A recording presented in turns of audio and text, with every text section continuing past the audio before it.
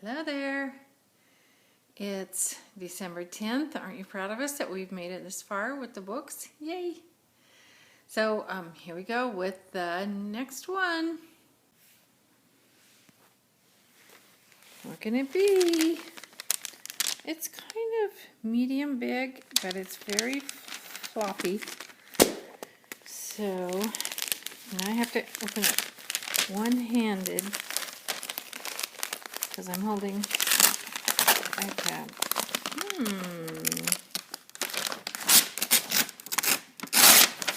A letter to Santa Claus. Oh my goodness, that's what we've all been doing for Maddie, isn't it? Let's read about this one. A letter to Santa Claus. Let's see, the author of this book is Rose Impey, pictures by Sue Porter. The place where Charlotte lived was too small even to be called a village. There were no other children to play with, except Ben, of course, but he was still a baby, so Charlotte was quite used to spending time alone. Often she liked to draw, or dress up, or watch television, or she might go out into the backyard and talk to her friends, the donkey and the stray cat, who sometimes prowled the flower beds looking for birds. But most of all, Charlotte liked to write.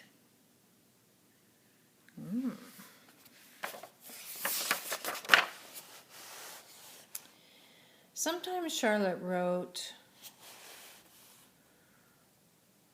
shopping lists, bread, carrots, fish, nuts, milk, hot water bottle. Or she wrote her address. She lives in East Kilby, New Jersey. That might be by Daniel and Ryan and Maddie. Or once she even wrote,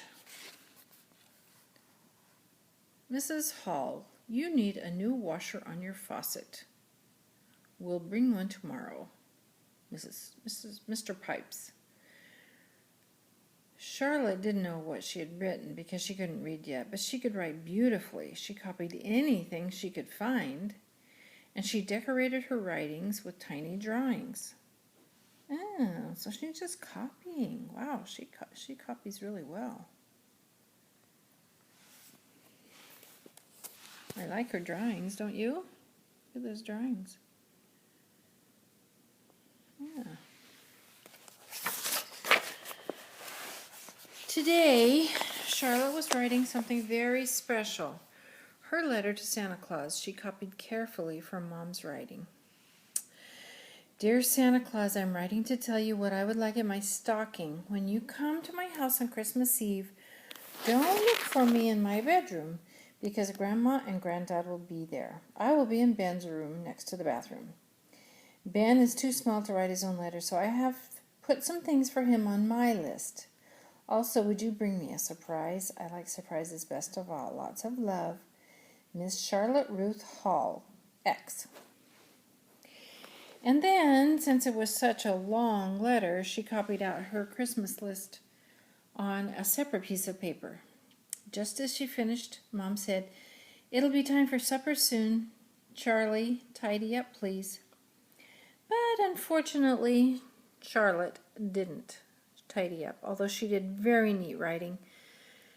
She wasn't always tidy in other ways. Sometimes there was so much clutter on her table that she couldn't even find room to write.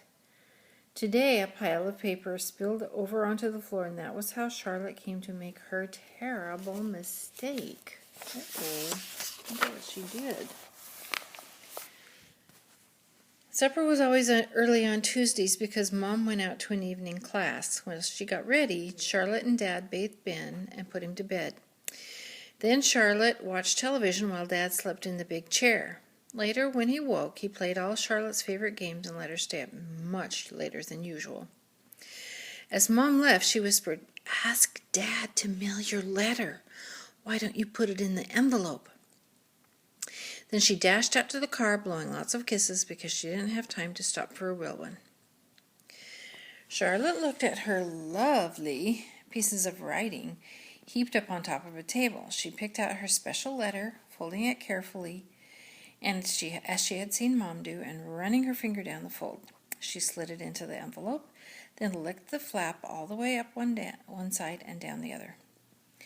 Just in time, she remembered her present list. She sorted through the pile to find it. There were lots of lists, and they all looked the same to her. This must be it, she thought, sliding it in with her letter. But it wasn't. Her list had fallen on the floor. It was lying at her feet right now, but she didn't realize that. Too late. She pressed the flap down with her fist. Then, to make sure, she sat on it until it was truly stuck.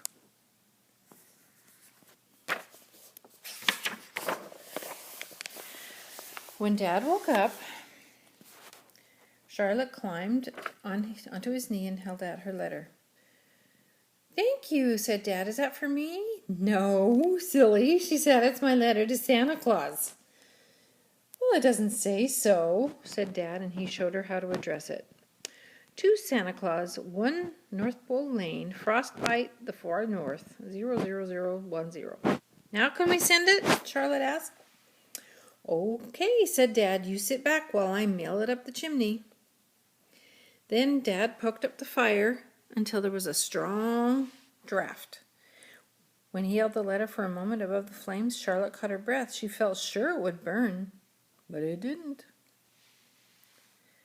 When Dad let go, it flew straight up the chimney and out into the dark night sky. Charlotte raced to the window to watch it, but the letter had already disappeared. It was far away on its journey to Santa. When Santa Claus opened Charlotte's letter, his first thought was, "Now that's what I call beautiful writing." But when he came to the list, he stopped and he read it very carefully. "This is very odd," he said, pulling at his beard and curling it around his finger. Santa was used to being asked for all sorts of strange things, but he had never been sent a list of presents quite like this. "Well, it looks more like somebody's shopping list," he thought, and of course that's exactly what it was. From then on, Mom was even more